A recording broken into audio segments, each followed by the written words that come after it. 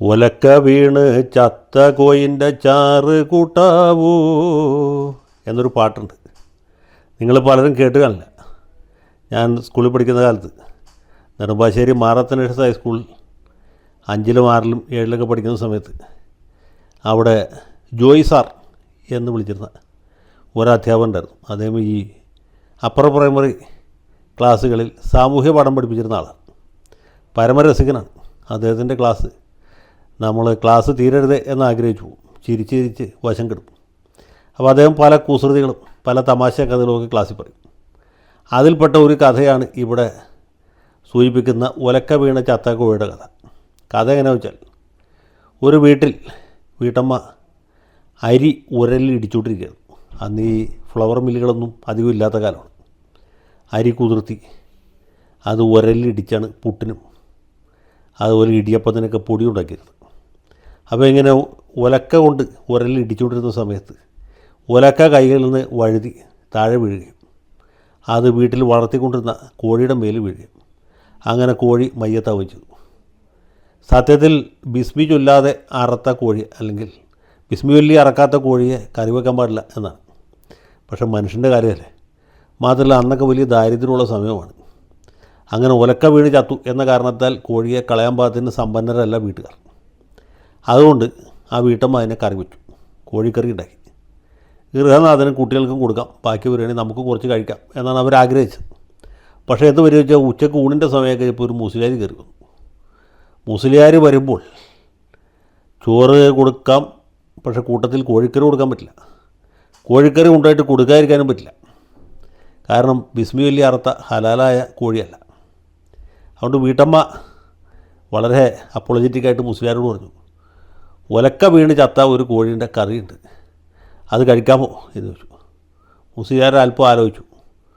ഹലാലായ കോഴിയല്ല, ഒലക്ക വീണ് ചത്തത് ഹലാലല്ല. മുസ്ലിയാർ പറഞ്ഞൊരു കാര്യം, ചാറ് കഴിക്കാം, ഇറച്ചി കഴിക്കാൻ മാത്രമേ ബുദ്ധിമുട്ടുള്ളൂ. അപ്പോൾ ഈ വീട്ടമ്മ ആ ചോറിൻ്റെ കൂടെ ഈ കോഴിക്കറിയുടെ ചാറ് ഒഴിച്ചു കൊടുത്തു. മുസ്ലിയാർ കഴിച്ചു നോക്കുക, നല്ല സ്വാദ്. അപ്പോൾ ചാറ് കഴിക്കാമെങ്കിൽ പിന്നെ കഷ്ണം കഴിക്കാൻ ബുദ്ധിമുട്ടുണ്ടോ? അതിന് തയ്യാറൊന്നുമില്ല. ദൈവശാസ്ത്രപരമായിട്ട് അതിന് വലിയ വിലക്കൊന്നുള്ളതായിട്ട് വിശപ്പിൻ്റെ കാഠിന്യം കൊണ്ടായിരിക്കും മുസ്ലിയാർക്ക് തോന്നിയില്ല എന്നുള്ളതാണ് കഥ. അത് പിന്നെ ഏതോ ഗ്രാമീണ കവി ഞാൻ ഈ നേരത്തെ പാടിയ പോലെ ഒരു പാട്ടാക്കി മാറ്റി എന്നുള്ളതാണ്. അന്ന് CH മുഹമ്മദ് കോയ വിദ്യാഭ്യാസ മന്ത്രി ഇരുന്ന കാലത്താണ് നമ്മുടെ ജോയി സാർ ഈ കഥ പറഞ്ഞത്. പക്ഷേ അന്നൊക്കെ ഈ കഥ പറഞ്ഞാൽ വേറെ ആദ്യം ആൾക്കാർ കേൾക്കാത്തോട്ട് ഈ പൊളിറ്റിക്കൽ കറക്റ്റ്നെസ്സിൻ്റെ പ്രശ്നം ഉണ്ടാകത്തില്ല. ഇപ്പോഴാണ് പാവം ജോയി സാർ ഉണ്ടായിരുന്നെങ്കിൽ, പുള്ളി മരിച്ചു പോയിട്ടോ. പീച്ചാനിക്കാട്ടുകാരനായിരുന്നു ജോയി സാർ. അദ്ദേഹം വളരെ കൊല്ലങ്ങൾക്ക് മുമ്പ് മരിച്ചുപോയി, 10-30 കൊല്ലങ്ങളിലായി കാണും. ഇപ്പോഴാണ് ജോയി സാർ ഇങ്ങനെ ഒരു കഥ പറഞ്ഞെങ്കിൽ പിറ്റേ ദിവസം MSFകാർ യൂത്ത് ലീഗുകാരെ കൂടി സ്കൂൾ കത്തിച്ചേനെ. പാവപ്പെട്ട ജോയി സാറിൻ്റെ ജോലിയും പോയേനെ. അത് പോട്ടെ, ഞാൻ പറയാൻ വന്നതെന്ന് വെച്ചാൽ, ഇപ്പോൾ ഈ കഥ ഓർത്ത് ഈ പാട്ട് ഓർക്കാൻ കാരണം എന്താ വെച്ചാൽ, നമ്മുടെ ഇന്ത്യൻ യൂണിയൻ മുസ്ലിം ലീഗ് തമിഴ്നാട് മന്ത്രിസഭയിൽ പ്രവേശിച്ചിരിക്കുന്നു. പാപനാശത്തു നിന്ന് ജയിച്ച MLA, ആ യൂണിയൻ ലീഗിൻ്റെ അനിഷേധ്യ നേതാവ് AM ഷാജഹാൻ, ജനാബ് ഷാജഹാൻ എന്നാണ് പറഞ്ഞത്. ആ ഷാജഹാൻ ജോസഫ് വിജയ് നയിക്കുന്ന തമിഴ്നാട് മന്ത്രിസഭയിൽ ഒരു മെമ്പറായിട്ട് സത്യവാചകം ചൊല്ലിയിരിക്കുന്നു.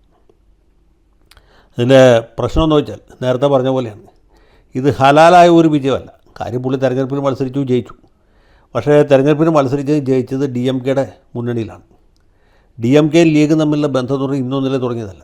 DMK ഉണ്ടാകുന്നതിന് മുമ്പ് ദ്രാവിഡ കഴകം വരുന്ന കാലത്ത് തന്നെ EV രാമസ്വാമി നായ്ക്കരും അന്ന് തമിഴ്നാട്ടില്ല, മദ്രാസാണ്, മദ്രാസ് സംസ്ഥാനത്തെ മദ്രാസ് പ്രവിശ്യയിലെ ലീഗ് നേതാക്കന്മാർ തമ്മിൽ വലിയ ആത്മബന്ധമായിരുന്നു.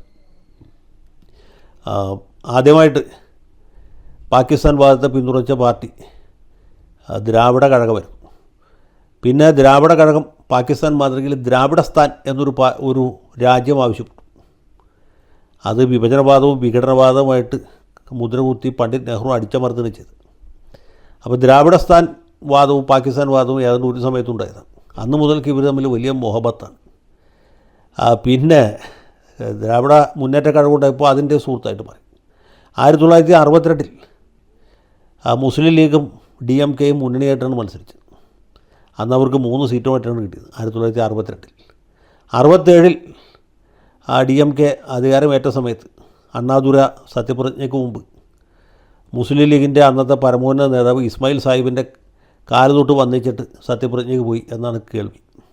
ഉള്ളതാണോ ഇല്ലെന്നറിയില്ല. ഏതായാലും അങ്ങനെ ലീഗ് വൃത്തങ്ങളിൽ പറഞ്ഞു കേൾക്കുന്നുണ്ട്. അത്രയും അടുപ്പമായിരുന്നു. പിന്നീട് കരുണാനിധി വന്നപ്പോൾ ആ ബന്ധം കൂടുതൽ മുറുകി, കൂടുതൽ ഊർജിതമായി. കരുണാനിധിയാണ് എൻ്റെ ഓർമ്മയിൽ തമിഴ്നാട്ടിലൊരു ജില്ലയ്ക്ക് ഖ്വയ്ദെ മില്ലത്ത് ജില്ല എന്ന് പേര് കൊടുത്ത്. തമിഴ്നാട്ടിൽ ഈ ലീഗ് അത്ര വലിയ രാഷ്ട്രീയ ശക്തി അല്ലെങ്കിലും ഈ രണ്ട് പാർട്ടികൾ തമ്മിലുള്ള ബന്ധം അത്രയും ഗാഢവും ദൃഢവുമാണ്.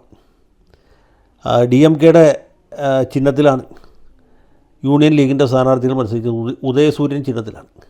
പിന്നെ ചെറിയൊരു ഇടവേളയിൽ അവർ DMK ആയിട്ടും കൂട്ടുകൂടി. അതായത് DMK BJP മുന്നണിയിൽ പോയ സമയത്താണ്. BJP മുന്നണി പോകുമ്പോൾ പിന്നെ സ്വാഭാവികമായിട്ട് ലീഗിന് കൂടാക്കാൻ പറ്റില്ല. ലീഗ് താൽക്കാലികമായിട്ട് DMKയോട് കൂടി.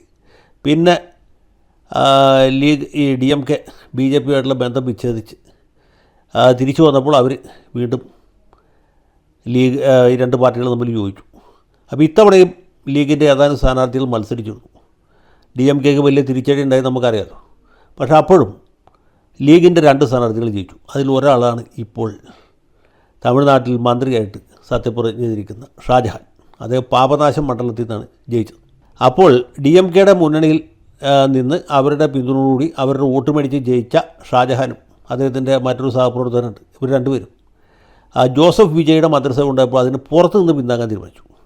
കാരണം ഒരു സർക്കാർ ഉണ്ടാകുകയല്ലേ, നമ്മളായിട്ട് അതിന് തടസ്സം നിൽക്കേണ്ട എന്ന് വിചാരിച്ചിട്ടാണ്. അവർ DMK മുന്നണിയിൽ നിന്നുകൊണ്ട് തന്നെയാണ് വിജയുടെ മന്ത്രിസഭയ്ക്ക് പുറത്തു നിന്ന് പിന്തുണ കൊടുത്തത്. CPIയും CPM ഒക്കെ അതുപോലെ തന്നെയാണ് ചെയ്തത്. VCKയും അത് തന്നെയാണ് ചെയ്തത്. പക്ഷേ നമ്മൾ നേരത്തെ പറഞ്ഞ മുസ്ലിയാരുടെ പോലെയാണ്. ഈ ചത്തകോഴിയുടെ ചാറ് കൂട്ടിയപ്പോഴാണ് ലീഗുകാർക്ക് കഷണം കഴിക്കാത്തതിൻ്റെ ബുദ്ധിമുട്ട് മനസ്സിലായത്. അപ്പോൾ വിശപ്പ് ആളിക്കത്തി. എന്നാൽ പിന്നെ എന്ത് ചെയ്യാം, അകത്തു നിന്ന് പിന്തുണയ്ക്കാം. മന്ത്രിസഭയിൽ മെമ്പർഷിപ്പ് എടുക്കുന്നതിന് പ്രത്യേകിച്ച് ദോഷമൊന്നുമില്ല.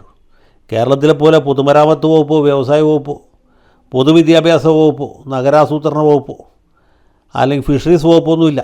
അത്ര വലിയ ആഗ്രഹങ്ങളും ആക്രാന്തമൊന്നും വെച്ച് പുലർത്തുന്നതിൽ കഥയില്ല. സ്ഥലം തമിഴ്നാടാണ്. 2 MLAമാരും. പിന്നെ വിജയ് എന്താ തന്നെന്ന് വെച്ചാൽ മേടിക്കാം. എന്നാൽ പിന്നെ ഇജ്ജിന് മുജ്ജന് ഉറുപ്പിക കിട്ടണം എന്ന നിർബന്ധമില്ല.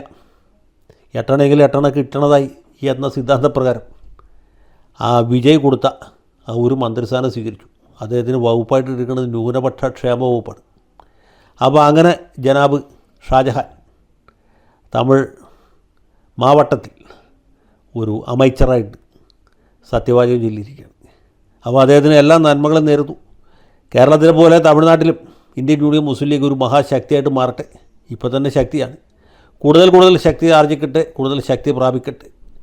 ഭാവിയിൽ ഷാജഹാനോ അല്ലെങ്കിൽ ഔറംഗസീബോ ആ വിവാദത്തിൽപ്പെട്ട ഒരാൾ തമിഴ്നാട്ടിൽ മുതലമൈച്ചറാകട്ടെ എന്ന് ആശംസിച്ചുകൊണ്ട് തൽക്കാലം അവസാനിപ്പിക്കുന്നു. ജയ് ഹിന്ദ്.